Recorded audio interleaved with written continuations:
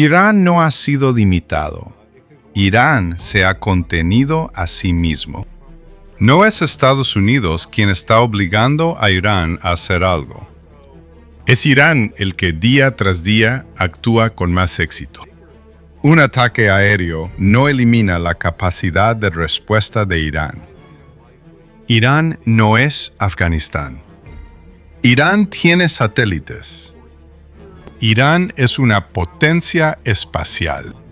Incluso si el nuevo líder de Irán fuera asesinado, Irán no se rompería. Al contrario, los próximos líderes serían más agresivos. Si Estados Unidos se retira, Irán llegará a tener armas nucleares. Y no es solo eso. Irán también tomará el control de los estrechos. Israel ya no podrá bombardear a Irán cada vez que quiera. La disuasión nuclear realmente importa. Esta guerra no terminará tan fácilmente.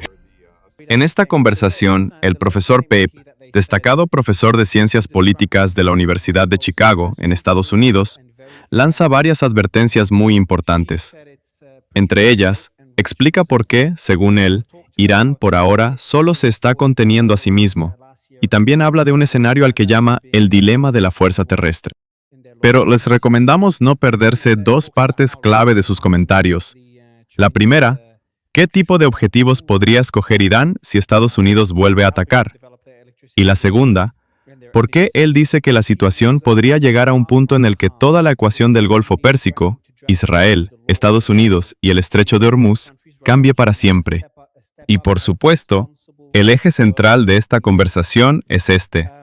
¿Estados Unidos e Israel todavía tienen suficientes herramientas de presión contra Irán? ¿Irán se ha debilitado o, por el contrario, está construyendo nuevas herramientas de poder? Para escuchar la respuesta extremadamente importante y reveladora del profesor Pape, quédense hasta el final de esta conversación. Primera parte. Irán está contenido, no incapacitado. El ataque cerca de la central nuclear en Emiratos me sorprendió. Parecía una advertencia muy seria por parte de Irán. Completamente. Fue una llamada de atención, algo parecido a una advertencia cercana, para que la otra parte entienda que seguimos aquí. Hace una semana te dije que si Estados Unidos bombardeaba, probablemente los líderes de Emiratos serían atacados. Lo que Irán está haciendo es decir, estamos aquí. No piensen que hemos terminado de cruzar umbrales. Y esto es algo serio. No lo digo solo como analista. Para mí es importante dejar claro que esto no se basa en conjeturas generales o ambiguas. La realidad es que Irán, en términos de capacidad, no ha sido limitado. Irán no tiene una limitación de capacidad. Irán se ha contenido a sí mismo. En mi opinión, y con base en lo que observo, Irán se ha contenido por razones estratégicas.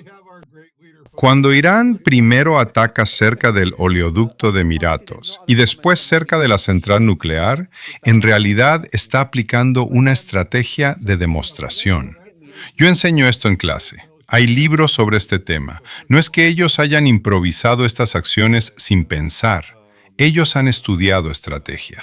Lo que Irán está haciendo es amenazar de forma gradual, paso a paso. Si lo decimos de manera metafórica, están reteniendo a un rehén, pero no lo matan de inmediato. Es decir, se acercan y les muestran a los líderes de Emiratos: podemos acercarnos a ustedes, podemos hacerles daño, y de formas que no han experimentado antes. Esto es importante para Irán, porque Irán quiere detener la participación de Emiratos en la campaña de bombardeos. No es que Irán quiera enfrentarse a los bombardeos. Si puede, quiere impedirlos. Pero si no logra establecer disuasión, tomará represalias. Irán tiene muchos escalones para controlar la escalada. Puede subir la escalera de la escalada paso a paso. Está mostrando que está dispuesto a hacerlo, pero al mismo tiempo también muestra que puede contenerse. Y esa es exactamente la manera en que se presiona a los estados.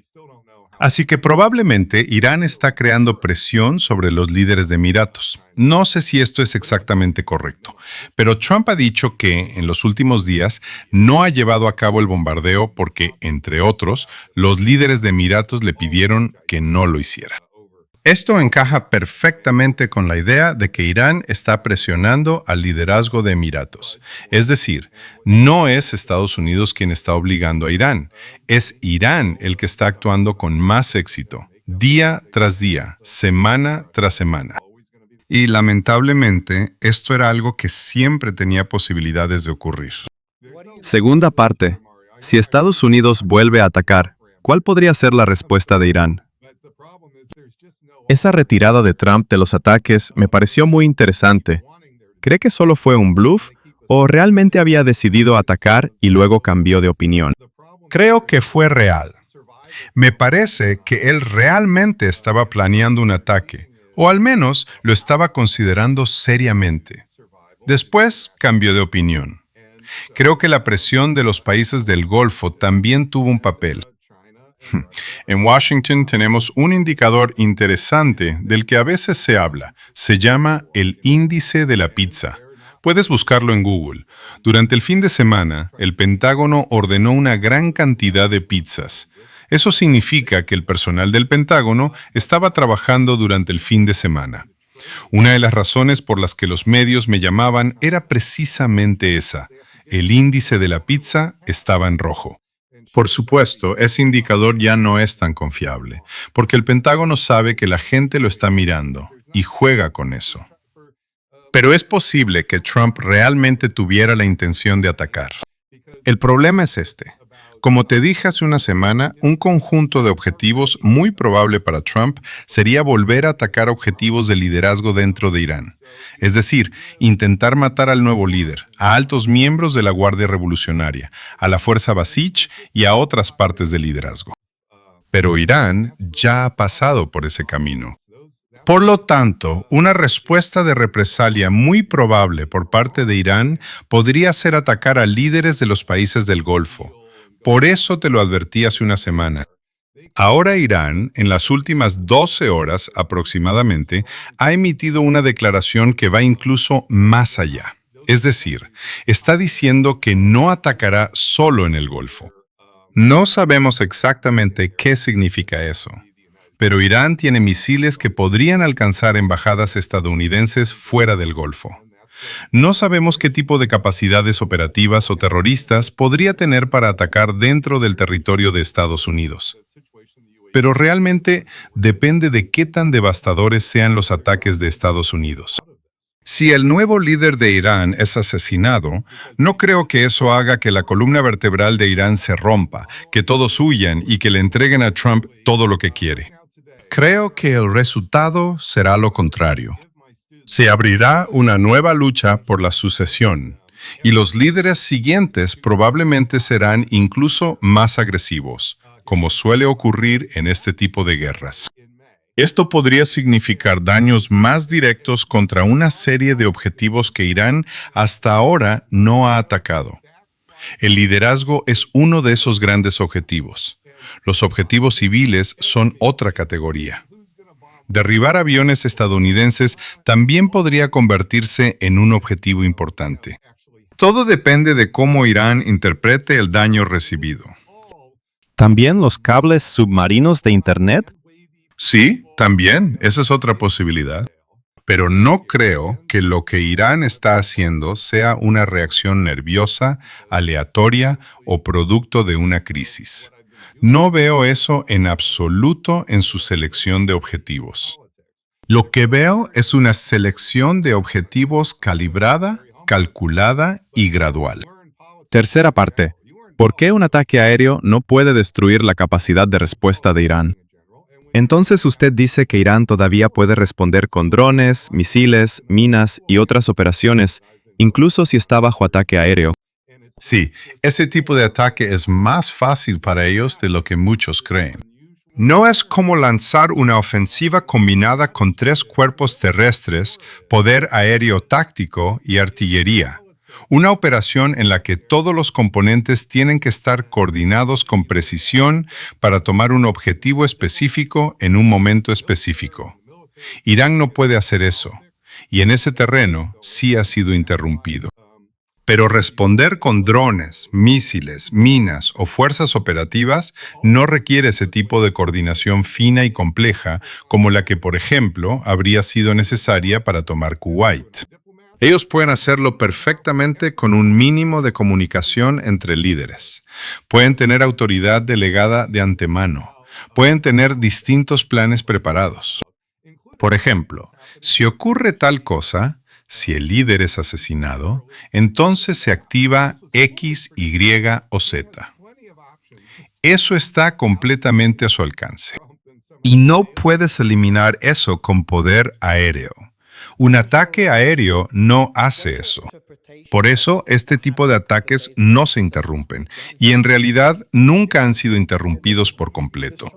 No es que nosotros sepamos hacer algo hace 3 años y ahora no lo hagamos. No, estamos haciendo lo máximo que podemos. Ellos también se han preparado para esta situación y están haciendo cosas que, dadas sus circunstancias, son muy efectivas. En realidad, lo que Irán ha hecho es tomar tácticas de ISIS, de los talibanes de Afganistán y de grupos terroristas que durante años han combatido contra nosotros de forma asimétrica. Pero Irán es un Estado-nación. Por lo tanto, tiene mucha más capacidad. Incluso si combate de forma asimétrica, es mucho más fuerte que los talibanes de Afganistán. Es mucho más fuerte que lo que llamamos grupos terroristas. La expansión de la tecnología de drones y en general la expansión de la tecnología se combina con el hecho de que Irán es una potencia espacial. Irán tiene satélites. Irán no es Afganistán. Irán tiene imágenes satelitales reales. Así que nos enfrentamos a un enemigo mucho más grande. Un enemigo con más capacidades, pero que combate de forma asimétrica. Y esta es una forma de guerra a la que nuestra fuerza no puede acceder fácilmente. Cuarta parte. Trump atrapado en la trampa de la escalada. Si juntamos los acontecimientos recientes, la reunión con Xi Jinping, que en mi opinión no produjo resultados, las duras advertencias de Irán, que dice que si lo atacan, quizá esta vez no siga la escalera de la escalada, las amenazas contra cables submarinos, la aparente presión de los países del Golfo, las amenazas de Rusia contra la OTAN y Ucrania, y el impacto político de esta crisis sobre Trump, ¿es posible que Trump finalmente se retire? Hemos hablado varias veces de esta posibilidad. Siempre dijimos que era poco probable, porque él todavía no ha alcanzado sus objetivos. Pero si no hay posibilidad de acuerdo, y si Irán parece estar dándole razones suficientes para simplemente retirarse, esa presión podría ser suficiente. Hay que mirar el problema de esta manera. Las guerras no son lineales. Eso enfurece a la gente, porque la opinión pública quiere que la guerra sea lineal. Es decir, si hoy hay un ataque, mañana hay una batalla, luego terminamos el trabajo, todo se resuelve y para el otoño volvemos a mandar a nuestros hijos a la escuela. El pueblo estadounidense mira la guerra de esa manera. Esto no es exclusivo de esta guerra, ocurre en todas las guerras. Nadie votó por una guerra eterna, pero la guerra eterna apareció. En Vietnam fue igual. Nadie planeó una guerra de 10 años en Vietnam. Nadie planeó 20 años de guerra en Afganistán o Irak. Pero eso fue lo que ocurrió. En el caso de Irán, vemos lo mismo. Esta guerra con Irán en realidad comenzó en junio pasado, no solo el 20 de febrero. Comenzó por la cuestión nuclear. Solo Estados Unidos podía bombardear Fordow. Israel nunca podía hacer eso. Pero el problema es este. Las bombas no pueden destruir el material enriquecido real. Ese problema produjo el pánico posterior. Yo dije hace un año que en 1 o 2 años después del bombardeo de Fordow volveríamos a una guerra de cambio de régimen, porque esa se convertiría en nuestra única opción. Sería una mala opción, pero se volvería urgente. ¿Por qué? Porque entenderíamos que no habíamos capturado el material enriquecido. Eso ocurrió en 8 meses, no en un año. Después de junio pasado, la gente dijo, la guerra terminó. Tuvimos una guerra de 12 días con Irán. Trump aprendió la lección. No volverá. Nunca volverá a ocurrir. Es comprensible que la gente pensara así porque desesperadamente quería que eso fuera verdad. Pero yo no le digo a la gente lo que quiere escuchar. Yo digo la realidad. Siempre era probable que volviéramos, con alrededor de un 70% de probabilidad hacia una guerra de cambio de régimen. Y presta atención, no dije que simplemente volveríamos a bombardear Fordow. Dije guerra de cambio de régimen. Y eso es exactamente lo que ocurrió. Ahora estamos en lo que se llama el dilema de la tercera etapa, o el dilema de la fuerza terrestre. Sabemos que la única manera de obtener el material enriquecido es entrar sobre el terreno y tomarlo. Netanyahu lo dijo explícitamente. Pero esto no es solo un asunto de Netanyahu. Siempre ha sido así. Sin embargo, hacer algo así tiene costos enormes. Por eso lo que vemos es demora, pausa, intentos de encontrar otra forma de resolver este problema. Puede haber una pausa de 6 meses o de 9 meses. Puede haber un periodo en el que Trump parezca haberse retirado. El problema es que retirarse, en realidad, significa que Irán tendrá armas nucleares. Y ahora, peor que las armas nucleares, también tendrá el control de los estrechos. Retirarse significa que Irán probablemente tendrá armas nucleares en alrededor de 1 o 2 años. Significa que tendrá el control de los estrechos. Quizá en ese año o 2 no necesariamente use la fuerza militar para derrocar a los liderazgos de Emiratos o Arabia Saudita, pero probablemente, mediante operaciones encubiertas, otras formas de presión y distintas herramientas, logrará avances importantes hacia ese objetivo. Quinta parte. ¿Por qué China y Rusia no van a rescatar a Estados Unidos?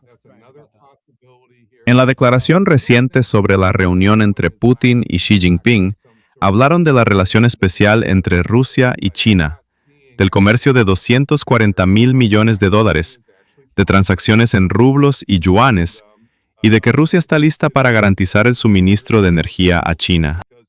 Esto coincide con uno de los mayores ejercicios nucleares de Rusia. Trump solo dijo que ellos tuvieron una buena reunión, pero que su ceremonia fue mejor. Esto muestra varias cosas.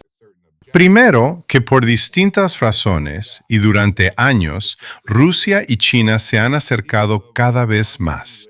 Segundo, ese punto sobre garantizar las necesidades energéticas de China, especialmente el petróleo, es muy importante, porque elimina cualquier idea de que Xi Jinping va a salvar a Occidente, al mundo, a Emiratos o a Estados Unidos de esta situación. No lo va a hacer. Cuando digo que no lo hará, siempre digo que quizá existe una probabilidad del 10, 15 o 20%. Pero el punto central es este. Xi entiende que probablemente habrá problemas para obtener petróleo de Medio Oriente. Todos lo sabíamos. Él está fortaleciendo rutas alternativas y Putin promete proporcionarle esas rutas. Todavía no sabemos si eso significa que la economía china realmente no sufrirá ningún golpe. Pero siempre se esperaba que el impacto fuera limitado. Nunca fue aquello que escuchamos en los medios. Oh, China no puede sobrevivir sin petróleo de Medio Oriente. Eso siempre fue una enorme exageración. El comportamiento de China también lo demuestra. China no ha retrocedido ni un centímetro y probablemente no retrocederá. Aquí el problema son las vías de salida. Sé que hablamos constantemente de vías de salida, pero el problema es que en realidad no hay una vía de salida. La gente quiere constantemente que exista una salida y supone que los incentivos económicos o cosas de ese tipo funcionarán. Pero el problema es este. La supervivencia es más importante que el incentivo económico. El poder es la clave de la supervivencia en el sistema internacional. Y el poder es relativo. China y Rusia están ganando poder a costa de Estados Unidos. Y esa tendencia se ha intensificado desde la guerra con Irán. Occidente puede querer cambiar ese camino. Los países del Golfo también pueden quererlo. Pero la realidad es que no tienen mucho con qué negociar con China y Rusia porque tendrían que ofrecer algo que ellos no tengan ya. Xi, en la práctica, le está diciendo a Trump, yo ya voy a tomar Taiwán. Así que incluso una concesión de Trump sobre Taiwán no es algo tan grande. El problema no es solo detener la venta de armas. El problema es que China ya tiene la ventaja y su poder está aumentando. Ese es el problema de las vías de salida. Entre Irán, China y Rusia hay mucho espacio para negociar, porque realmente pueden hacer acuerdos que fortalezcan a los tres frente a Occidente. Pero es muy poco probable que estos tres países hagan acuerdos que debiliten su posición frente a Estados Unidos, Europa y los países del Golfo. Las líneas están trazadas ahí. Sexta parte. Israel, Fordo y el dilema de la operación terrestre. Usted dijo que solo Estados Unidos podía bombardear Fordo y que Israel no podía hacerlo. Pero el bombardeo tampoco destruye el material enriquecido. Entonces, ¿hacia dónde va todo esto? El problema es exactamente ese. Solo Estados Unidos podía bombardear Fordo. Israel no podía hacerlo. Pero el problema es que las bombas no capturan el material enriquecido. Por eso, después del bombardeo, aparece el pánico, porque después entiendes que el material todavía podría estar en algún lugar. Por eso dije que después del bombardeo de Fordo, volveríamos hacia una guerra de cambio de régimen. No solo hacia otro bombardeo, sino hacia una guerra de cambio de régimen. Y ahora hemos entrado en ese mismo dilema de la fuerza terrestre. La única manera de capturar el material enriquecido es entrar sobre el terreno y tomarlo. Pero eso significa costos enormes, complejidad política y el riesgo de quedar atrapados en un pantano. Esto es algo que muchos no quieren escuchar. Pero la guerra de cambio de régimen no ha funcionado. Incluso está fortaleciendo a Irán. Y no ha detenido la velocidad con la que Irán avanza hacia las armas nucleares. Ese es el problema fundamental. Séptima parte. ¿Llegará Irán a tener armas nucleares? Mi última pregunta es esta. ¿Qué probabilidad ve de que Irán tenga armas nucleares en los próximos años? Todavía creo que ese resultado probablemente es menos probable. Sé que a la gente no le gusta cuando digo esto, pero creo que el resultado más probable es que, de alguna manera, intentemos una operación terrestre para capturar parte del uranio y detener. Porque si Irán prueba un arma nuclear, eso será un problema político enorme para Trump, para los republicanos y para Netanyahu. Si Irán prueba un arma nuclear, casi con toda seguridad hundirá las perspectivas de los republicanos en las elecciones de 2028. Los demócratas también dirán, nosotros lo habríamos hecho mejor. Dirán, nosotros podríamos haber llegado a un acuerdo. Yo no creo en ninguna de esas cosas. Eso es simplemente lo que dicen los políticos. Van a sacar provecho político de este tema. Pero esa es precisamente la razón por la que no creo que pasen 5 años más sin ningún intento de operación terrestre. No puedo decirte el día exacto. Puedo darte indicadores que muestren si se acerca o no. Pero el punto central es este. Igual que le dije el año pasado a mi clase, bombardeamos Fordo y en 1 o 2 años volvemos a una guerra de cambio de régimen. Ahora ocurre lo mismo. Hemos llevado a cabo la guerra de cambio de régimen. Esa guerra no ha funcionado. Ha fortalecido a Irán. y no ha detenido el camino de Irán hacia las armas nucleares. El problema con Irán es que es muy poco probable que abandone las herramientas que cualquier potencia, en sus circunstancias, querría para su seguridad. No hace falta que sea un estado loco. Ese es el comportamiento de un estado normal. Octava parte. Si Irán realiza una prueba nuclear, ¿qué ocurre en el Golfo Pérsico? ¿Qué tan dura y prolongada puede volverse esta guerra en el Golfo Pérsico y esta guerra con Irán? Podría convertirse en un pantano de varios años. Por ejemplo, una guerra de 5 años. Realmente no espero que una operación terrestre, ni siquiera un bloqueo, continúe durante 5 años.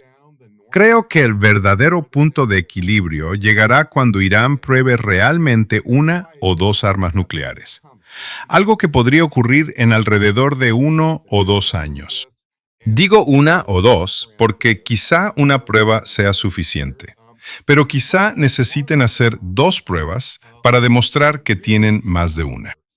Cuando Irán pruebe un arma nuclear, eso cambiará fundamentalmente la situación en el Golfo Pérsico. La idea de que Emiratos siquiera piensa en bombardear objetivos iraníes, incluso en el estrecho de Hormuz, probablemente disminuirá rápidamente. Lo mismo ocurrirá con Arabia Saudita y otros países del Golfo.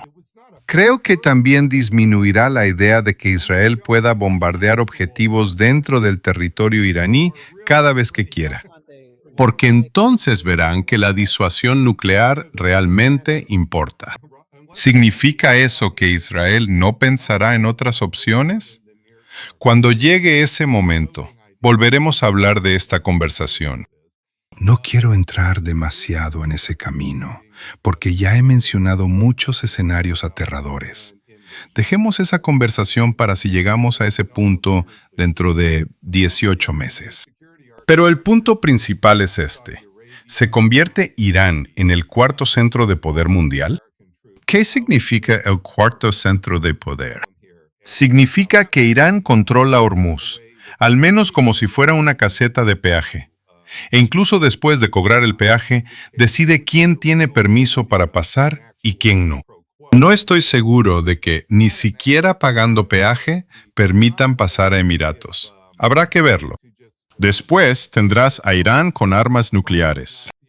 Estos hechos nos devuelven constantemente al dilema de la fuerza terrestre. Pero cuando Irán realmente pruebe un arma nuclear, la idea de entrar por tierra para capturar uranio enriquecido quizá ya deje de tener sentido con el paso del tiempo. Es decir, los acontecimientos podrían haberla superado. Por lo tanto, creo que los próximos 1 o 2 años seguirán siendo extremadamente tensos. No me importa que haya una pausa de unas semanas.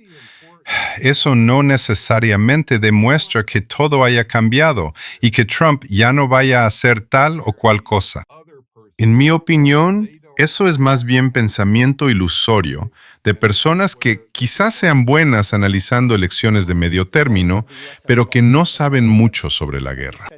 No han entendido bien esta guerra durante los últimos 3 meses. Entonces, ¿por qué debería creerles ahora solo porque tienen conexiones en la Casa Blanca? No los considero tontos. Solo creo que están fuera de la profundidad real del problema. Novena parte. ¿Por qué una coexistencia simple entre Irán, Arabia Saudita y Emiratos es difícil? ¿Por qué los países del Golfo no pueden coexistir con Irán? ¿Por qué no pueden? A menos que Arabia Saudita ayude a Irán en el corto plazo. Hay una idea en el aire. No sé qué tan seria es. Se dice que una nueva arquitectura de seguridad, discutida en Moscú y Pekín por negociadores iraníes, podría incluir a Arabia Saudita, Irán y Turquía, con el objetivo de expulsar a todas las fuerzas estadounidenses de Medio Oriente para siempre. Si eso ocurriera, Arabia Saudita sería útil para Irán. Entonces, habría un intercambio real. Pero el problema no es que Emiratos o Arabia Saudita simplemente digan, prometemos no atacarte, Irán. ¿No podemos tener un acuerdo mutuo? No. Porque esta guerra ha ocurrido una y otra vez. No hay garantías para esos acuerdos. En cualquier momento se puede retroceder de ellos. A largo plazo, eso no es una posibilidad seria. Quizá por 1 o 2 semanas, pero no a largo plazo. En la política de las grandes potencias, si quieres algo importante, tienes que entregar algo importante. Si quieres que tu seguridad esté garantizada, tienes que dar algo que garantice la seguridad de la otra parte. Algo que esa parte no tenga ya. Eso es lo que hace que este problema sea tan difícil. 10ª parte. Los países del Golfo, Estados Unidos y la pérdida de herramientas de presión. Los países del Golfo y Estados Unidos han perdido mucha capacidad de presión. Como usted dijo al principio, del lado occidental y estadounidense ya no queda mucha palanca. También lo vimos en la reunión entre Trump y Xi. ¿Cómo encajan los acontecimientos de Ucrania en esta imagen? Porque se habla mucho de que Ucrania está sufriendo gravemente por la falta de municiones y por la distracción de Estados Unidos. Si Estados Unidos se involucra más en Irán, esa distracción aumentará. También se ve una brecha entre Europa y Estados Unidos. Todo aparentemente le está saliendo bien a Putin. Lo que ocurre en Ucrania es que Putin está bajo una presión enorme por las pérdidas que ha sufrido. Esto es importante, porque cuando hablamos de Irán, Rusia, China y Estados Unidos, tenemos que ver cómo todas estas crisis se conectan entre sí. Putin también está atrapado en una trampa de escalada, igual que Trump. Cuando una etapa fracasa, el líder sube al siguiente escalón de la escalada. Esa es la trampa de la escalada. Esto no se trata solo de equipamiento militar, también se trata de política interna. Para Trump, quizá la cuestión sea si pierde la Cámara de Representantes o el Senado en las elecciones de medio término. Pero para Putin, la cuestión puede ser sobrevivir o morir. El costo de retroceder para él es mucho mayor. Eso es lo que vemos en las guerras. La guerra entre Irán e Irak, en esa misma región de ustedes, duró 8 años. 8 años. Estas guerras continúan, no porque todos amen pagar costos, sino porque los líderes quedan atrapados en trampas de escalada. Y salir de esas trampas es extremadamente difícil. 11ª parte. ¿Puede Trump simplemente retirarse? Entonces, si Trump se retira, usted dice que no sería una simple retirada. Tendría consecuencias enormes. Exactamente. El problema es que retirarse, en este contexto, no tiene un significado simple. Si Estados Unidos se retira, Irán avanzará hacia las armas nucleares. Irán tomará el control de los estrechos. Irán tendrá mucha más influencia en el Golfo Pérsico. Y no es solo una cuestión militar. También es una cuestión política. Para Trump, para los republicanos y para Netanyahu, será muy difícil explicar cómo Irán, después de todos estos ataques, después de Fordow, después de la guerra de cambio de régimen, aún así llegó a tener armas nucleares. Por eso digo que probablemente esta historia no ha terminado. Puede que veamos una pausa por un tiempo. Puede que Trump, durante un tiempo, actúe como si se hubiera retirado. Pero el problema de Irán es más grande que eso. Es muy poco probable que Irán abandone las herramientas que considera necesarias para su propia seguridad. Y eso no significa que Irán sea un estado anormal o loco. Es el comportamiento de un estado normal. Un estado que, en sus circunstancias, quiere herramientas de seguridad. Conclusión final del video. La conclusión del profesor Pape es que, desde su punto de vista, Irán en esta etapa se está conteniendo no por incapacidad, sino por cálculo estratégico. Él dice que Estados Unidos e Israel no pueden resolver el problema del material enriquecido mediante bombardeos. Precisamente eso los empuja hacia escenarios más peligrosos, una operación terrestre, una guerra de cambio de régimen, o presiones para cambiar la ecuación desde dentro de Irán. Pero el problema, según él, es que este camino ha producido el efecto contrario. La guerra de cambio de régimen no ha funcionado. Irán se ha fortalecido.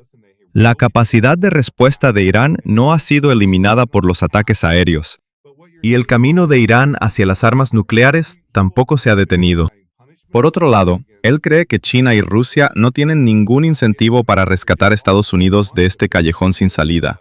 Al contrario, Rusia y China se han acercado más. E Irán, dentro de esta ecuación, también forma parte de un bloque más grande.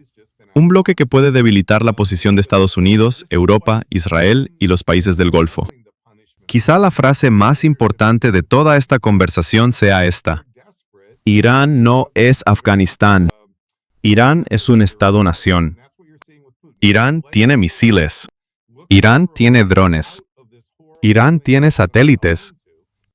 Irán tiene imágenes satelitales.